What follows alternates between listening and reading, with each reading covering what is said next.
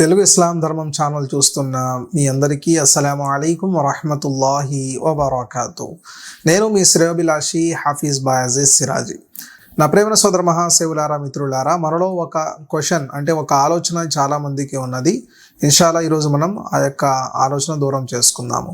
ముఖ్యంగా ఈ యొక్క ఆలోచన ఆడవారికి ఎక్కువగా ఉన్నది.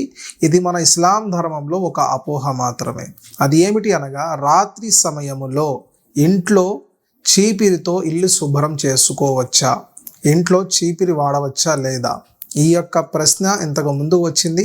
అదేవిధంగా చాలామంది దీని గురించి ఎక్కువగా సందేహంలో ఉంటారు. ఇస్లాం ధర్మం ప్రకారంగా చూసుకుంటే దైవ ప్రవక్త ముహమ్మద్ సల్లల్లాహు అలైహి వసల్లం గారు ఇలా తెలియజేశారు. ఫఖద్ ఖాల రసూలుల్లాహి సల్లల్లాహు అలైహి వసల్లం అత్తుహూరు షత్రుల్ ఈమాన్. దీనికి అర్థం ఏమిటి అనగా, పరిశుభ్రంగా ఉండడమే మీ యొక్క ఈమాన్లో సగం భాగం. అంటే మీ యొక్క విశ్వాసంలో సగం భాగం పరిశుభ్రంగా ఉండడమే.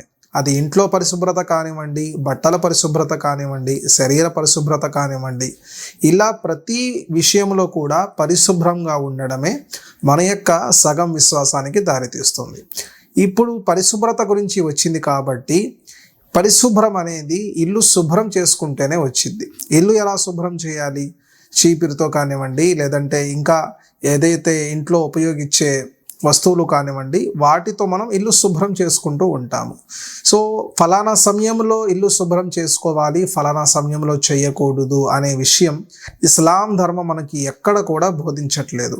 అందువలన ఇల్లు అనేది మీరు ఏ సమయంలో అయినా సరే శుభ్రం చేసుకోవచ్చు. కాకపోతే మనలో కొంతమంది పెద్దవారు, అంటే వయసులో పెద్దవారు, ముసలి వాళ్ళు ఈ యొక్క విషయాన్ని ఎక్కువగా తెలుపుతూ ఉంటారు. సాయంత్రం 6 అయితే ఇంట్లో చీపిరి వాడకూడదు, ఆ ఇంట్లో రహ్మత్ యొక్క దైవదూతలు రావు, లేదంటే ఇంట్లో దరిద్రం వస్తుంది, లేదంటే ఇంట్లో ఇంకా ఏదైనా నష్టాలు కలుగుతాయి. ఇలా కొన్ని అపోహలు మన పెద్దవారు మనకి చెప్తూ ఉంటారు. కానీ ఒక విషయం గమనించండి, పెద్దవారు అనేవారు ఒక 100 సంవత్సరాల ముందు ఉన్నారు, లేదా 200 సంవత్సరాల ముందు ఉన్నారు, లేదంటే 1000 సంవత్సరాల ముందు ఉన్నారు. కానీ మనకి ఇస్లాం నేర్పించింది, మనకి జీవన విధానం నేర్పించింది మీనా దైవ ప్రవక్త హజరత్ ముహమ్మద్ ముస్తఫా సల్లల్లాహు అలైహి వసల్లం గారు.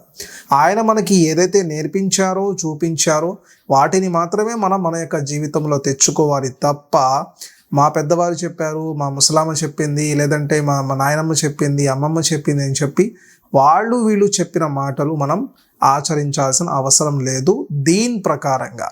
దీని ప్రకారంగా ఎవరి విషయాలు కూడా తీసుకోవాల్సిన అవసరం లేదు. ప్రవక్త గారు ఖురాన్, సున్నత్, హదీస్, దీన్ని మాత్రమే మనం తీసుకొని మన యొక్క జీవితాన్ని మనం ముందుకు సాగించాలి. ఈ యొక్క సందేహం ఏదైతే ఉందో దీన్ని తప్పకుండా ప్రతి ఒక్కరు దూరం చేసుకోవాలి. ఇంట్లో ఎలాంటి సమయం అయినా కూడా, రాత్రి 12 గంటలైనా, సాయంత్రం 6 అయినా, రాత్రి 2 అయినా, ఎలాంటి సమయమైనా, ఉదయమైనా సాయంత్రం అయినా, 24 గంటల్లో మీ ఇల్లు ఎప్పుడైతే అపరిశుభ్రం అనిపిస్తుందో మీరు ఆ సమయంలో ఇల్లు శుభ్రం చేసుకోవచ్చు. దాని వలన ఎటువంటి నష్టం కూడా కలగదు, ఎటువంటి ఇబ్బంది కూడా మీరు ఎదుర్కోవాల్సిన అవసరం లేదు. ఈ యొక్క మంచి విషయాన్ని మీ యొక్క బంధుమిత్రులకు కూడా తెలియచేయండి. దీని వలన వాళ్ళకు కూడా ఈ యొక్క అపోహ దూరమయ్యే యొక్క అవకాశాలు ఎక్కువగా ఉన్నాయి. ఇంకా మీకు ఏదైనా సందేహం ఉంటే ఇక్కడ కనిపిస్తున్న వాట్సాప్ నెంబర్కి మీరు మెసేజ్ చేయవచ్చు. ఇన్షాల్లా స్వయంగా నేనే మీకు సమాధానం చెప్పడానికి ప్రయత్నం చేస్తాను. అస్సలాము అలైకుం వరహ్మతుల్లాహి వబరకాతు.